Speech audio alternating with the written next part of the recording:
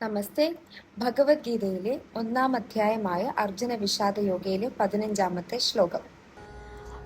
പാഞ്ചജന്യം ഋഷികേശോ ദേവദത്തം ധനഞ്ജയഃ പൗണ്ഡ്രം ദദ്മൗ മഹാശങ്കം ഭീമകർമ്മവൃകോദരഃ. ഈ ശ്ലോകത്തിൽ 3 തരം ദിവ്യമായ ശംഖുകളെ പറ്റി പറഞ്ഞിട്ടുണ്ട്. ഭഗവാൻ പാഞ്ചജന്യം എന്ന ശംഖും അർജുനൻ ദേവദത്തം എന്ന ശംഖും ദുഷ്കര കർമ്മങ്ങളിൽ മുന്നിൽ നിൽക്കുന്ന ഭോജനപ്രിയനായ ഭീമൻ പൗണ്ഡ്രം എന്ന ശംഖുമാണ് കുരുക്ഷേത്ര യുദ്ധഭൂമിയിൽ മുഴക്കിയത്. ഈ ശ്ലോകത്തിന്റെ ആദ്യത്തെ വരി പാഞ്ചജന്യം ഋഷികേശോ. ഋഷികേശൻ എന്ന് പറയുന്നത് ഭഗവാന്റെ മറ്റൊരു പേരാണ്.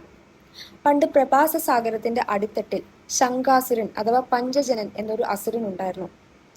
സമുദ്രത്തിൽ കുളിക്കാനിറങ്ങിയ ഭഗവാന്റെ ഗുരുപുത്രനെ ആ അസുരൻ തട്ടിക്കൊണ്ടു പോവുകയും പിന്നീട് ഭഗവാൻ ശ്രീകൃഷ്ണൻ ഗുരുപുത്രനെ തേടി സമുദ്രത്തിന്റെ അടിത്തട്ടിലെത്തുകയും ശംഖാസുരനെ വധിക്കുകയും ചെയ്തു. പിന്നീട് ഭഗവാൻ ശംഖാസുരൻ വസിച്ചിരുന്ന ആ ശംഖ് മുഴക്കിക്കൊണ്ട് യമലോകത്ത് ചെന്ന് ഗുരുപുത്രനെ തിരികെ കൊണ്ടുവരികയും ചെയ്തു. അങ്ങനെ ശംഖാസുരൻ വസിച്ചിരുന്ന ആ ശംഖ് ഭഗവാൻ വിഷ്ണുവിന്റെ അവതാരമായ ശ്രീകൃഷ്ണന്റെ കൈകളിലെത്തി പാഞ്ചജന്യം എന്ന പേരിൽ അറിയപ്പെട്ടു.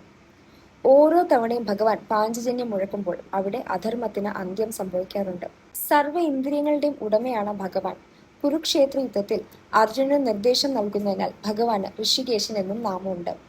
നമ്മൾ ഉൾപ്പെടെ എല്ലാ ജീവജാലങ്ങളും ഭഗവാന്റെ അംശങ്ങളാണ്. ഒരു ശുദ്ധമായ ഭക്തന്റെ ഇന്ദ്രിയങ്ങളെ ഭഗവാൻ സ്വയം നയിക്കുന്നു. അതുകൊണ്ട് ഭഗവാന് ഋഷികേശൻ എന്നും വിളിക്കുന്നു.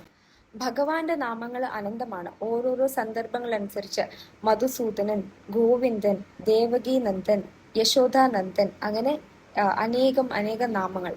ഇവിടെ അർജുനനെ ധനഞ്ജയ എന്നാണ് വിശേഷിപ്പിക്കുന്നത്. തന്റെ ജ്യേഷ്ഠനായ യുധിഷ്ഠിരന് നാനാവിധ യജ്ഞത്തിനാവശ്യമുള്ള ധനം നേടിക്കൊടുത്തതിനാലാണ് അർജുനന് ധനഞ്ജയൻ എന്ന പേര് സിദ്ധിച്ചത്. ധീരകൃത്യങ്ങൾ ചെയ്യാനും ഒത്തിരി ഭക്ഷിക്കാനും കഴിവുള്ള ഭീമന് ഇവിടെ വൃകോദരൻ എന്ന നാമവും കൊടുത്തിട്ടുണ്ട്. ഭഗവാൻ കൃഷ്ണൻ മുതൽ പാണ്ഡവ പക്ഷത്തുള്ള മഹാവ്യക്തികൾ ദിവ്യമായ ശംഖുകളാണ് മുഴക്കിയത്. എന്നാൽ കൗരവരുടെ പക്ഷത്ത് ദിവ്യമായിട്ടുള്ള ഒരു സാന്നിധ്യവും ഇല്ലായിരുന്നു. അതുകൊണ്ട് തന്നെ കൗരവരുടെ തോൽവി നിശ്ചിതമായിരുന്നു. ഹരി ഓം.